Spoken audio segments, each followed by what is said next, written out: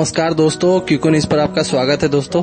तो दोस्तों, आज जो आईएमएफ ने जो हम लोगों के लिए रिपोर्ट जारी किया है इंडिया के लिए, आज फिर से एक इकोनॉमी का रिपोर्ट जारी किया है। ये काफी सुनहरा खबर है इंडिया के लिए, अगर इंडिया अच्छा स्टेप्स लेता है तो, और दुनिया के लिए तो बुरी खबर आई ही आई है। तो चलिए इस खबर को जान लेते हैं शुरू से लेके अंत तक। तो दोस्तों, जैसा कि आप जानते हैं कि 2 हफ्ते पहले ही मैंने एक वीडियो बना के बताया था आपको कि हमारी जो ग्रोथ है, जीडीपी की ग्रोथ है, उसका प्रोजेक्शन हुआ था अराउंड 7 के करीब, मतलब 6.9 के करीब में हुआ था। ओके, लेकिन अभी हमारा 3 महीना बाकी है। लेकिन दूसरे साइड में अगर देखा जाए तो चाइना में अभी एकदम चरम पे आ गया है कोरोना, मतलब फिर से वहां पे सब कुछ बंद हो गया है, फैक्ट्रियां बंद हो गई है, ट्रांसपोर्टेशन बंद हो गया, लॉजिस्टिक्स बंद हो गया।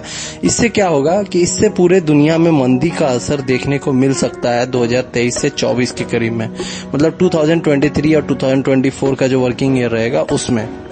लेकिन इससे भारत का क्या इफेक्ट पड़ेगा और भारत कैसे इसको रिकवर करना चाहेगा, इसके बारे में मैं आपको बताऊंगा बाद में।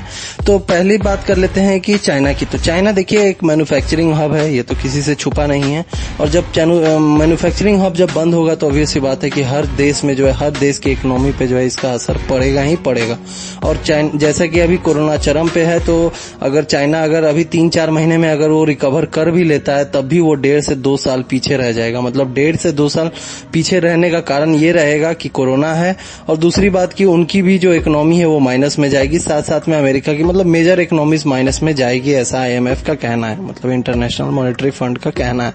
लेकिन इंटरनेशनल मॉनेटरी फंड ने एक चीज और भी बताया है इंडिया के बारे में कि अगर इंडिया ऐसे ही ग्रोथ के साथ चलता रहा, तो अभी अगर 6.9 है या फिर 7 के करीब में है, तो अगले साल मतलब 2023 या 24 में इसकी प्रोजेक्शन अराउंड 6.1 रहेगी।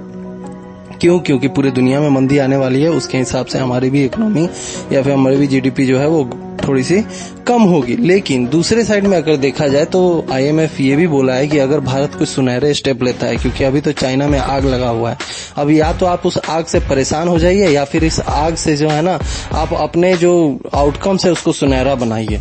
ये दोनों चीज इंडिया के पास है, मतलब कि इंडिया इसे परेशानी की तरह देखता है या फिर एक सुनहरा मौका की तरह देखता है।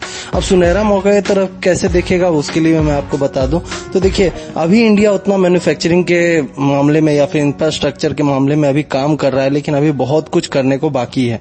लेकिन अभी 2023 के बाद 2024 में चुनाव आ रहा है, वो भी लोकसभा का, और लोकसभा के चुनाव में अगर बीजेपी को रहे, मतलब कि पूरी की तरह मेजॉरिटी सीट अगर उसको हासिल करना है, तो उसके लिए बहुत ही अच्छे और बहुत ही बड़े बड़े कदम उठाने पड़ेंगे मैन्युफैक्चरिंग में।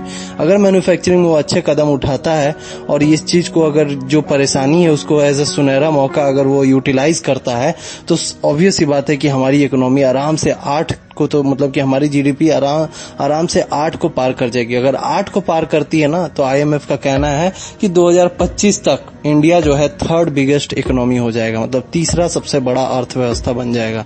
अब वो कैसे होगा इसके बारे में भी बता देता हूँ। तो देखिए, बीजेपी का एक बहुत ही अच्छा स्ट्रेटेजी ये रहता है कि जब चुनाव रहता है उस वक्त वो लोग काम जो है एकदम ताबड़तोड़ करता है कि दुनिया को दिखे या फिर जनता को दिखे, जिससे कि उनको अगले बार का वोट मिले, और ये चीज होगा ही होगा।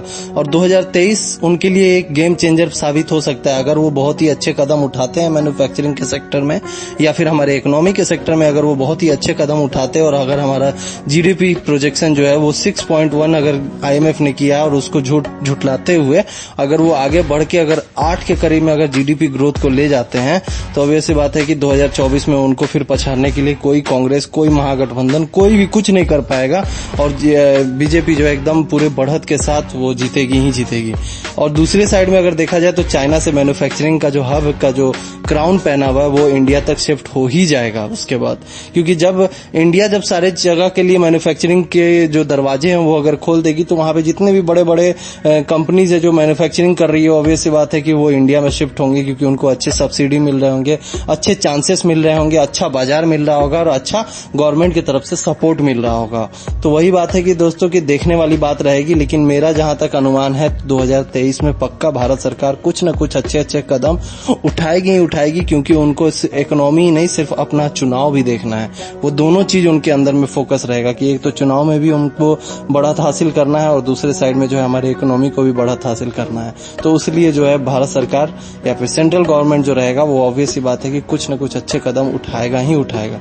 और ये वीडियो को आप सेव करके रखिएगा, अगले 7 महीने के बाद मैं आपको वीडियो बना के जरूर बताऊंगा कि देखिए क्या क्या कदम भारत सरकार ने ऑलरेडी उठाए हैं, जिससे कि हमारा जीडीपी प्रोजेक्शन जो है अराउंड 8 चला गया है। तो दोस्तों आज की खबर में बस इतना ही।